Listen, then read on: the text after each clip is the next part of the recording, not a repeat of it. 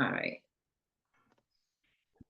So, welcome. So glad that you're here. So happy that you are here. I'm going to record this today for everybody on the replay, and also we're going to go through quite a lot today. Today is all about pleasure medicine, practical pleasure magic. I'm all about practical magic. It's all nice having a conversation about creating more pleasure in our life, but what does it really mean? How do we really actually do that? How do we work against any resistance? So this is all about that today. And you've also got in your portal a PDF little booklet that you can download, and there's some really nice journal prompts in there about starting to bring pleasure into your business. And it's not necessarily that you have to do anything straight away. I remember when I first did this, actually, this is very much a result, this program and Money Honey are very much results of me doing this pleasure-led work. And one of the questions in there was like, if I could do anything and I could get paid for it, what would I do? And this is it. If I did what I really, really love to do, what would I do? How would I do it? And this is exactly what I would do and how I would do it. But at the time of conception, at the time of me writing about that, it felt quite far away. It felt like maybe that wouldn't happen. And I didn't have to do anything in order to kind of magically make that shift. It was more having that intention, having that openness, having that awareness, just sort of, I just started to gradually bring it more and more into my work. So there's a big list of there as well of things you can have a look at, like how you can pleasurify your life. And I'm going to talk a little bit more about that. So the first thing I want to ask is, what is your intention for this next 7 weeks for this program? What would you like to land as your intention? You can have one, you can have a few.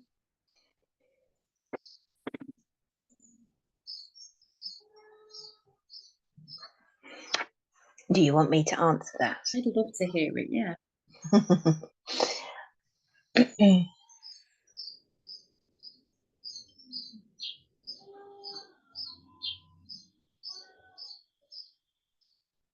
I really want to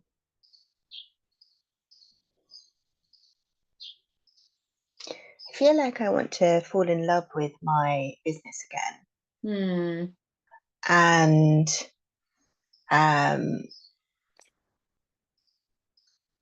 have I guess I would say I'm on a roller coaster of falling in and out of love with it, because I have times of joy and total purpose and delight, and then I'm also quite tired, and that's I want to get to that. My energy feels consistent, and that I have real confidence in what to do when I am feeling that sort of creeping tiredness. Even if what I do step away, that's fine, but just like a real confidence how to get back on track. You'll definitely get that. You'll definitely get that. I'm excited. Okay, so I'm going to ask you to put yourself on mute, and for those on the replay, you can share that with us in the group. I've actually created a few slides. You'd be amazed to hear. Just to give us something to have a look at as I'm chatting away. And if you've got any questions as I'm talking, can you see that okay? Does it look like it's on full screen or not on full screen? It doesn't look like it's on full screen. Not is it? How do I do that? Oh, there it is. Got it. All right, that shouldn't be there. I don't know why that's there. Okay, whatever. I don't know why it's done that. We'll just have to leave it as it is. So if you've got any questions during this, just pop them in the chat box for me so I can see them. Otherwise, we can have a chat. Oh, we can have a chat at the end. So this one is all about pleasure medicine, and as I said, practical pleasure magic. I am a big fan of practical magic. I think it's really important that we do the practical things as well as the things that we just think about. We feel good. I think sometimes we can really just get lost in the head and not actually doing the things that are actually going to move the needle forward. Now, one of the big reasons that I created this program is that many clients that I come across they absolutely know that they make their best work when they're feeling good, when they're feeling in overflow, when they feel a level of, openness and happiness and joy. Okay. But actually what happens is, because they have a subconscious belief, which is a very wide societal belief, that pleasure has to be earned. The truth is they often don't put their money where the mouth is. They often don't put their feet where the mouth is. And so nourishment and filling the cup tends to always come last. What I see over and over again with a lot of us who are very purpose driven, like we're here to do big work in the world, we are super qualified, we have had our own experiences that have led us to do incredible work, we tend to fill up all of our space with doing stuff.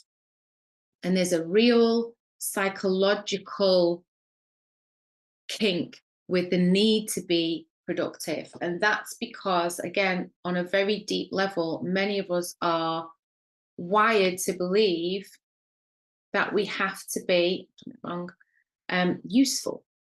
And there's this real interesting thing around usefulness that actually keeps us in overwork, that actually keeps us away from rest and replenishment. Sometimes we've directly received those messages from caregivers as we're growing up, like, you have to do things in order to be loved. You have to do things, you can't be lazy. You have to be up early in the morning. You have to be working all the time. And some of us have just picked that up as part of the collective societal beliefs. But what it often leads to is that we override our bodies. We override our body's need for rest and replenishment, whether that's emotionally, spiritually, or physically.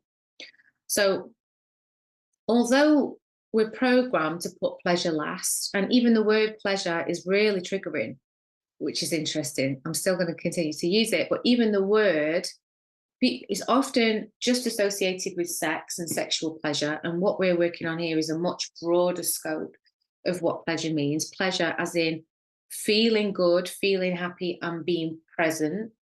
And it's the being present that's super important. We're going to talk about anchors later. But pleasure is really, on a wider scale, this feeling great and actually being present with it. And often what we do is we're in such a rush to do and tick off things and get things done, is that even then in the moments where we do have pleasure in our lives, the mind is really struggling to be present with where we are. And we're thinking, okay, well, now I've got to do this and that's got to do later. And this is going to go here. And I've got these emails to get back to and blah, blah, blah, blah. And so we're actually not fully embodying and experiencing pleasure. It starts to become very fleeting. And that's why it doesn't feel nourishing. It's our commitment to being present with it, even for 5 minutes, which is where the nourishment occurs. So what you're going to find in your portal by the end of the day is the 5-minute pleasure rituals. And my recommendation, if you can, is to do one, and I've done them super 5 minutes or under 5 minutes, so that you can get them done on a daily basis. You don't have to do an hour-long thing. You're busy, you've got things to do, you've got lives, you've got businesses. But if you were to get into the habit of just doing something that's 5 minutes a day, that alone, like if you were literally to do nothing else in the program, although we're going to do some amazing stuff, getting into the habit of doing these 5-minute pleasure rituals could literally change your life. We'll talk a bit more about that later.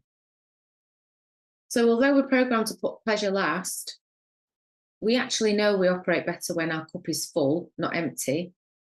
So what I'm going to talk about today is adding in bits of pleasure, big bits of pleasure, large experiences of pleasure, tiny moments of pleasure while you're working and while you're living. Because as we connect to pleasure, pleasure is the frequency of overflow, and overflow is the frequency of wealth. And that's why I found when I was working with one-to-one clients or in small containers, just around sexuality, when we were healing their receiving channels, their fear of receiving, their need to overgive, the tension that occurs when we start to receive, and actually we're not used to it, there's sometimes what can happen is there's almost an immediate need to discharge that energy. And what I mean by that is something good will come in. It could be money, it could be love, it could be affection, it could be attention. And there's almost like an immediate need to say, oh, well, you're so fantastic. Oh, well, you're great. Oh, well, what can I do for you? Okay, how can I spend this money? And so increasing our happiness levels is something you'll probably hear me talk about over and over again, is increasing our ability to actually have, and not just have more, but hold it without immediately discharging it. And this is how we start to increase the pleasure, both in our orgasm, and I'm using orgasm also in the wider sense. So not just climax orgasm, but the event and the experience of turn on in the body. And maybe this is something I'll do something separately on. We're going to talk about following your turn on a little bit later. And this is, you might also hear me refer to it as following orgasm.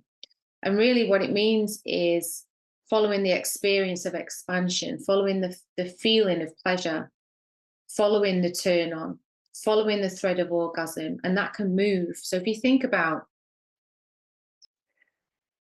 what it feels like to have a clitoral orgasm, it's not that you touch the same place every time, although some people will try and do that. They'll have this mechanical, if I touch this and do this, it's going to work. But every woman knows that's not how it works. So it's really, how can I tune into what I need today? How can I tune into what I need in this present moment to bring more pleasure into the present moment, to bring more presence? How can I connect in these micro moments to overflow? And as we're connecting in these micro moments to overflow, we're connecting with the frequency of wealth. And that's how all of these things are kind of all tied together. Yeah. And one way to do this, which I found is, it's so simple, but it's so groundbreaking, is this concept of the 10%. Is this concept of how can I turn the dial up just 10%, because that feels like that's within reach. How can I dial pleasure up 10% on whatever I'm doing now? So and you've got a full PDF that I've given to you of some ideas for this, and you'll have your own, of course. I want you to start building. You've got in that PDF document, in the workbook, should I say, there's something called a pleasure medicine bag. And that can be your 8 to 10 favorite go-tos that you know put you in a state of pleasure, put you in a state of regulation, put you in a state of overflow. And so when you were saying before that you want to know how to bring yourself back, sometimes it's just reminding ourselves of the things that really work, and literally having that. I used to have that pinned to my wall. I'm like, okay, these are the things I can go to at any time. So when I'm doing something, let's say I'm doing my taxes, my accounts, this is not my favorite thing to do. I think, how can I add 10% more pleasure? So I'll often light a candle, I'll put on some nice music, I'll either have some cacao, some ceremonial cacao, or a nice coffee, or I'll have a glass of wine, and I'll make it an enjoyable experience so that I'm tying pleasure to the task, so that I'm not resisting and procrastinating again and again and again. And there are different things. So for you, it might be, I don't like to do content. I don't like to batch content, or I don't want to write this sales page, or I'm not feeling it today. Like I'm feeling burned out. So last week and the week before, I was really, really quite sick in lead up to this program, which was really interesting. So whereas I would have normally been doing, much more embodied pleasure rituals, I was doing like a 5-minute pussy breathe from bed. And I was asking myself, okay, so for where I am right now, what's the most pleasurable thing I can do? And I was working from bed. I sat in my bed with cozy blankets, with some deep brown noise, and I wrote content from bed. And I added things to the portal. And then once I felt a bit better, I recorded all of the pleasure rituals, which are going to go. But for that, so every day is different. Some days you're going to feel like, okay, I'm going to go and do this breathing, or I'm going to do this dance ritual. And other days you're going to be like, I can't be asked to do anything but the desire exercise for 3 minutes. But what it will do is start to change your state and just lock you back in again to that frequency of pleasure, even if just a little bit. So one of the things you're going to start to think about is, how can I add 10% more pleasure all the way across your life and inside of your business? Especially the things you don't like to do and things you think is boring. So bit by bit, you're going to bring more things in. And as you look at that workbook and you have a look at, okay, what does a pleasureful life really look like to me? What I'd really love is for you to start to plan for pleasure. Most of us, again, because we're hardwired that pleasure has to be earned, we give ourselves space to think about nourishment, filling up, pleasure, turn on, feeling good, feeling sexy. We give ourselves space for that after we've done the to-do list. But the trick of the century is the to-do list never fucking ends. There's always more to do. Even when you finish your to-do list, it's like magic. It's immediately refreshed.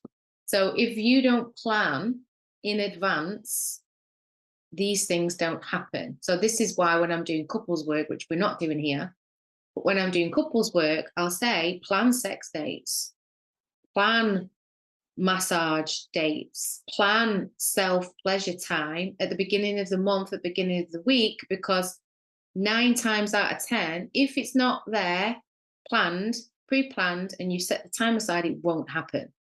And all that happens is you go from week to week to month saying, oh yeah, I remember I was going to spend more time moving or dancing or doing self-pleasure, or having a day where I take myself somewhere lovely for the pure pleasure of it. But it's been 6 months and I've not done it because I've been so busy. And that's the catch-22 that women get to over and over and over again. And that's when they start to fall out in love with the business, because the business is taking all of their energy. All of your energy is going outwards generally in business. So when is the energy coming back to you? Because you are the steward of that business. You are the steward. You're the one steering the ship. You're the one who has to be at 100%. You're the one who has the best ideas, and when she's in overflow can give generously and doesn't feel like she's being taken from, right? But you have to up front put those things in to take care of you first. It's like, and the more that your business grows, the more important it becomes. It's like if you're becoming an athlete and you're doing something that is out of the norm that not everybody does, you're going to set yourself up with the green juices, or to get a cleaner, or social media support, or making sure that you get on your walk every morning because it sets your head straight for the day. Often the first things to go are the things for us. And that's why then business starts to feel like an uphill struggle, because you come more and more and more out of your body where your wisdom is and your intuition, and further into your head, further and further into, okay, strategy, what needs to happen, what needs to be done, how do I need to make this happen, how am I going to make money? And of course that's part of it. But when you're only in that place, you're overworking your inner masculine, and your feminine gets dry in all possible ways, right? The juiciness goes. And that's when you start to feel dry inside of your business, because the two things are inextricably linked, because you're the one that's driving the business. So one way to, again, like I said before, to really amplify bringing in pleasure on a daily basis as a ritual, as a habit, like brushing your teeth, is 5-minute pleasure, the 5-minute pleasure rituals, which are going to be in your portal by the end of the day. Under 5 minutes. It's not half an hour, it's not 20 minutes. Everybody can do 5 minutes at some point. Even the 5-minute dance ritual, you can put on a 3-minute song. It doesn't have to take you 5 minutes, it can take you 3. And really, it's just about building a new habit rather than it is carving out time. We don't really have to carve out time for 5 minutes. It's where we get to see where's my resistance and where's my habitual behavior. Now, if you're a person who likes to do your work first, reward yourself. This is another way to really get yourself on the frequency of overflow, is that you reward yourself with a 5-minute pleasure ritual. You do the difficult task, you do the task that isn't your favorite, or you just do the work that needs to be done in the morning and maybe it's a big lot of work. And you say, okay, I'm going to do this, this, this, this, and this. At 12 o'clock, I'm going to have a break and I'm going to do this 5-minute pleasure ritual. And then I'm going to go back to work. I'm going to do this, this, this, and this. And then when I have a 5-minute break, I'm going to do this dance pleasure activation. And I can tell you, the way you feel about the work that you're doing is going to start to change. You're going to start to feel lit up from within. And from that lit up, expanded place, you're starting to move in a different frequency and you're starting to attract different sorts of clients. Things are going to start to feel easier. Your energy is starting to shift and it starts to have a knock-on effect. So one of the things, doing it all wrong, okay. One of the things that is important for practical pleasure magic is anchoring in your moments of pleasure. So the anchor is when we're teaching our body, again, we're starting to change our behavior. We're starting to teach our brain that this is the way we're going to operate now, and this is the way we're choosing success. Because most of us are hardwired to believe that success is only possible through hard work. And we go very deep into that in Wealth Freak. But for the purposes of this, we're just going to start to anchor in, I'm choosing now pleasure. I deserve pleasure. This is what I'm choosing in my life. I'm choosing overflow. It could be, sometimes this happens for me when I'm driving and I'm at the traffic lights and I'm listening to some good music and all of a sudden I'll feel my body relax. And I'll make a conscious note of like, and I'll feel, and I'm in gratitude, how blessed I am. What a lovely car that I drive. What a beautiful neighborhood that I live in. And in that moment, instead of just being in the head routine, I'm actually consciously anchoring in the pleasure. As I anchor in that pleasure, it grows. I can feel it opening in my body. You can do this with a cup of coffee in the morning. You can do this when you're snuggling with your husband in the moment where it feels so lovely and you're like, I love the smell of this man. It can be when you're having, a cuddling with your babies, your grown-up kids. It can be when you're walking down the road for no good reason, except for that you feel good.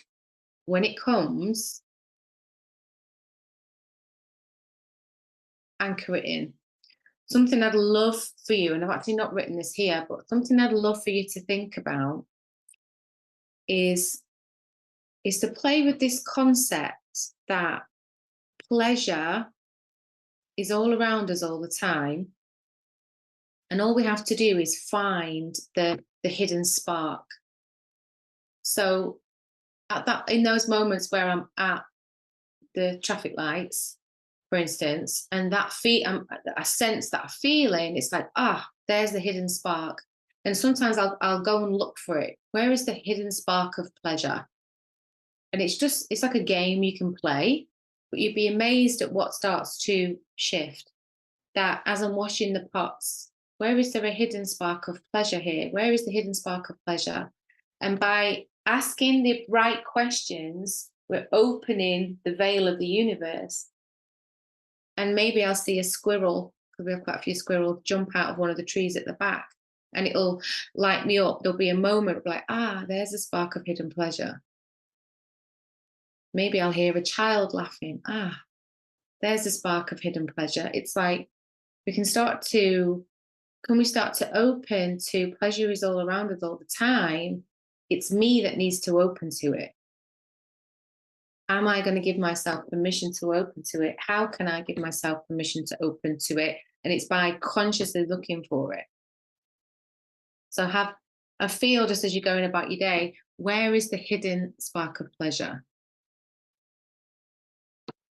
So practical pleasure magic with environments is a fun one, because something to think about here is what kind of environments turn you on and light you up. So something I super duper recommend to all of my clients is that they go and work in some cool places. So let's say you want to do a couple of hours work on something in your business, go and take yourself for lunch in a really nice place. Have a glass of wine, or go to a really nice cafe and wear something nice. I'm definitely a fan of like habit stacking. Wear something nice, not because and for any reason other than it makes you feel good. What makes you feel lovely? When do you feel your best? When do you feel your most confident? And so environments could shift something within us, and there might be something in your home that you want to shift or that you want to change. Go and have brunch in the most lovely place and work on your next program. Write the batch content. Go and do your sales page, or set up your desk with flowers or something pretty, or something, a scented candle.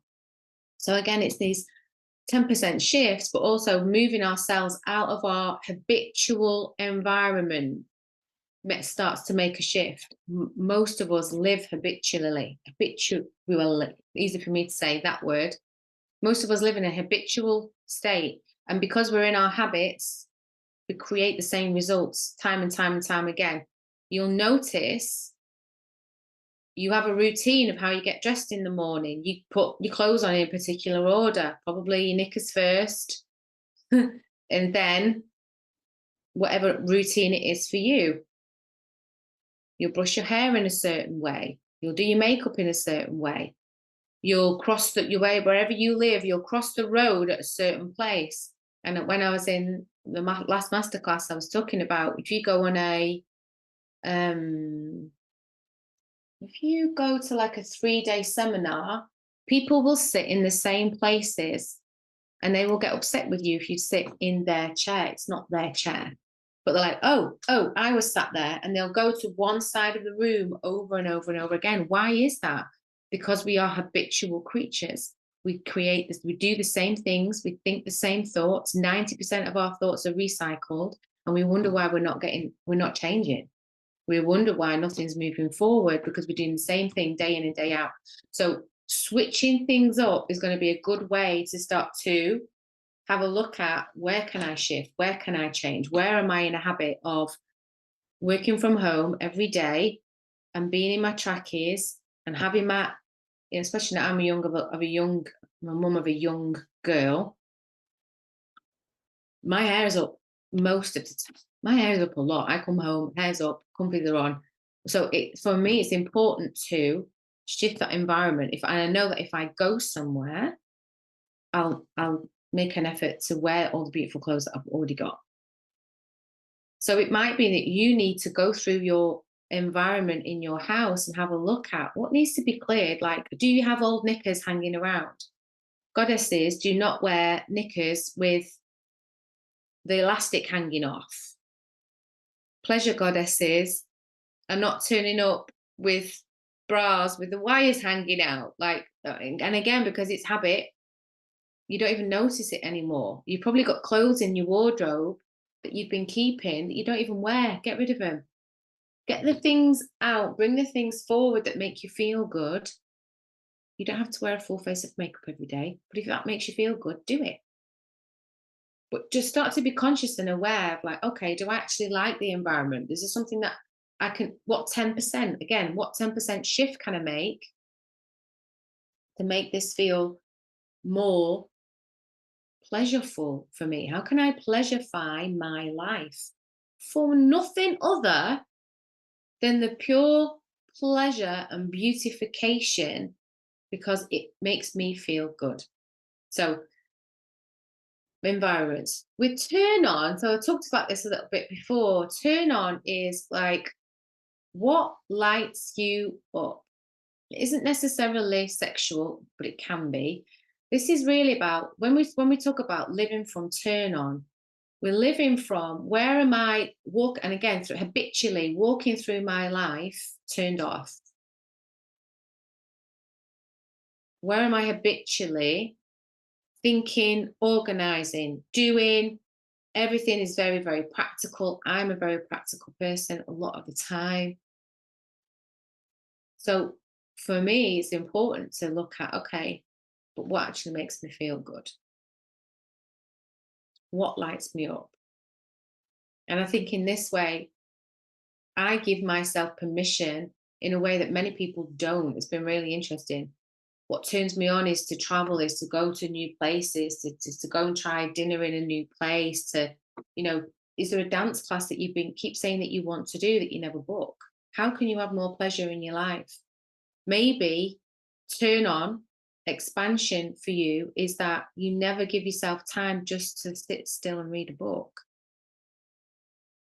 And you're going to plan pleasure, that you're going to have some alone time, some silence, and you're not going to fill time with doing lots of things. You're going to get your fluffy socks on, you're going to go under a blanket, and you're going to watch Bridgerton, and then you're going to read a smut book, or you're going to read something that you've been meaning to read for ages. That might be your turn on expansion. Does that make sense?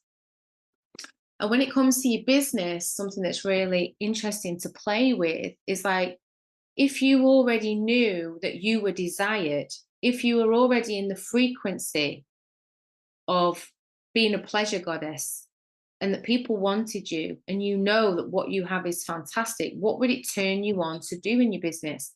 Would it be creating a high ticket offer and just putting it out there and just letting go of the outcome? Would it actually be really scaling back some offers that you don't enjoy anymore? Would it be having a look at, these are the things that I love to do in my business, these are the things I don't love to do, and starting to make a plan to delegate? And there's some things that you could actually really delegate because they just zap your pleasure.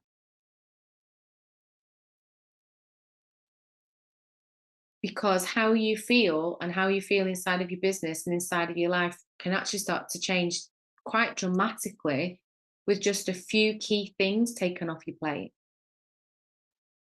Because what maybe takes you 4 hours might take someone else 90 minutes because they don't hate it.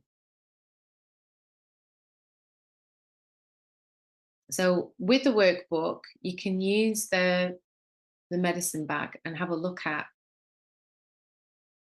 what can your go-to things be. So write out those 8 to 10 things, have it somewhere that you can see it, and start to bring that pleasure into your life and your business. And play with some things that you'll do. You know, I want you to make commitments. This is not like me sat here talking for an hour about things you could do and you saying, oh my God, that sounds really nice, and then not doing anything. I want to see your list. Okay, these are the things I'd like to do. This is how I feel like I'd like to expand in my business or pull back in my business. These are the things that feel like a turn on. These are the things that I'd like to play with. These are the knickers that I'm throwing away. These are the knickers that I'm buying. These are the comfy clothes I live in. And I'm not saying don't have comfy clothes, but you might want to start thinking about upgrading. I love getting my comfies when I get home. I love comfies. Sometimes we need a bit of an upgrade out of old loungewear. And what can you wear that makes you feel good, that makes you feel sexy? Because it does make a difference to how you feel and how you start to operate. So, appearances and upgrades. Start to think about what makes you feel fantastic and what have you outgrown. So that's to do with, might be makeup, it might be hair, it could be the clothes that you're wearing, you're still wearing the same old clothes. Go through your wardrobe. If you haven't done this for a while, do you love, like this lady's lipstick is amazing. Maybe red lipstick's not your thing. Maybe makeup's not your thing, but maybe a beautiful scented lip balm is. Maybe a lick of mascara won't kill you. Maybe you love a bare face, but you want something that's scented in your hair or essential oils. And feel into what have you actually outgrown, maybe, about your clothes, your appearance, your shoes. I think recently I've started to wear more, obviously having a very young child, I just didn't wear jewelry.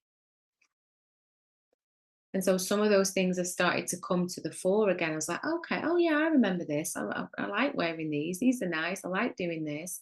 Sometimes it's just resurfacing a part of you that was put to sleep for a while, that was resting, maybe for very good reason, maybe because of sickness, maybe because you've moved house, maybe because you've not stopped working. So there might be some things where it's not about actually making you a whole new you, it's just resurrecting the great parts of you. The parts of you that did used to go out dancing and have a good time with friends, the parts of you that did used to create a dinner party and invite people over, the parts of you that did used to dress up sexy for your husband and have a candlelit meal and have sex on the kitchen counter. None of this is out of any of our reaches. It starts to become a choice. And the thing is, we're often waiting for something outside of us to create something within us that we then feel like doing that. Okay, you've done that, now I'm going to do this. Oh, well, I've had a good week, now I'll do a Facebook Live. Oh, and often when it comes to feeling good with regards to our businesses, it's like, oh, well, if somebody's paid me this, this, and this, then I'll feel good about my business. But if I've not sold this, if I've not sold that, I'm not going to feel good about my business.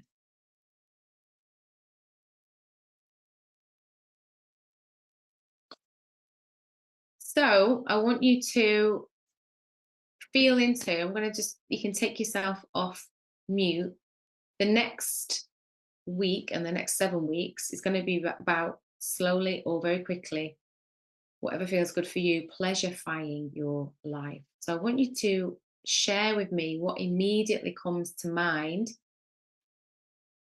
for you with this, and what actions are you going to take over the next 7 weeks.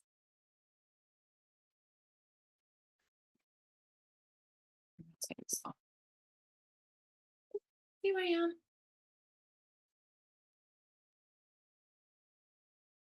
You can either write it down or you can take yourself off mute. I think for me, the timing has worked out really well because we've got works finishing next week in our home. And so one of my great pleasures is going to be putting my office back together, my new beautiful office back together, and really only putting into that room stuff that I really do love. Yes. That's what I'll be doing next week. And that feels like that will be really, really beautiful. And then I will have a door I can close on the world and just actually have a beautiful space again. So that feels really good. But I'm also going to get out my summer clothing now that the sun is shining even a little bit. Might be where you are, but it's not where we are. I'm hoping we'll catch up. Oh my gosh, it's been a long time coming. Yeah. So I'm going to get my summer clothes out, and I think that will also be that sort of personal, just a personal check-in. What do I want to put on my body as well? So those are the two things that really stand out for me at the moment. Lush. And Anna said, I do a big clear out of my clothes every season, especially as my body's changed so much. Hi everyone. Sorry. I'm basically at work, so I'm kind of hiding a little bit. But I wanted to make it live. So for me, I love this word, pleasurifying. So it's really nice. I was really looking forward to this program, Jay, that I've been like on the verge, like straight away and everything. And I think for me, these like 5 minutes things, whatever they are, like I don't know what your suggestions are yet because I haven't checked yet the portal, and you said that it's going to be anyway up till the end of today.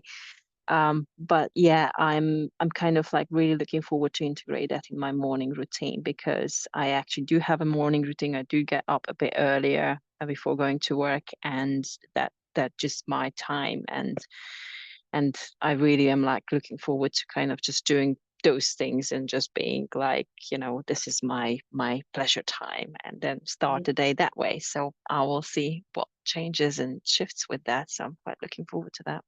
Yeah, I really feel like if we literally did nothing else together, of which we are going to do some amazing things over the next few weeks, just these 5-minute rituals are really going to start to move the needle of like starting to bring the eros. So from like just a pure eros point of view, some of them are not just focused on eros, but some of them definitely are. And just moving that pleasure current, like in your body, I just find really starts to shift some things in your life. It's kind of magic, really. It's quite strange, it's quite wonderful. And all of a sudden, it's like your life then starts to catch up with your intentions. Your life starts to catch up with your vibrancy, the vibrancy and the life force that you're allowing in, you're welcoming in, and you're starting to be in this frequency of overflow. It's like this vortex starts to happen, and you can find that you will start to turn heads. And then in that, there's a really interesting process sometimes that women go through of like, okay, can I now hold the sensation? Can I now hold the sensation of being noticed? And we notice how this actually then reflects to the business of your visibility. And this is why I talk a lot about visibility and sexuality. And I think it's hard for some people to piece these two things together until they start to experience it. And they're like, okay. And it's like learning to hold that sensation of like, I don't have to do anything. I don't have to give anything. I'm just being full of me. And what we can start to notice is where we're actually not full of ourselves, not, and I don't mean from an egoic point of view. I mean, literally full of our own energy, and how beautiful that is in the world. And what beautiful things start to come from that level of overflow. So I'm excited too. So I shall see you tomorrow, those of you who are going to be with me tomorrow. This will go and there'll be a replay. I talked about a lot of different things today, but you can also go back if you want to and check out the workbook. That's going to be the next port of call. And I will see you very, very soon. Bye.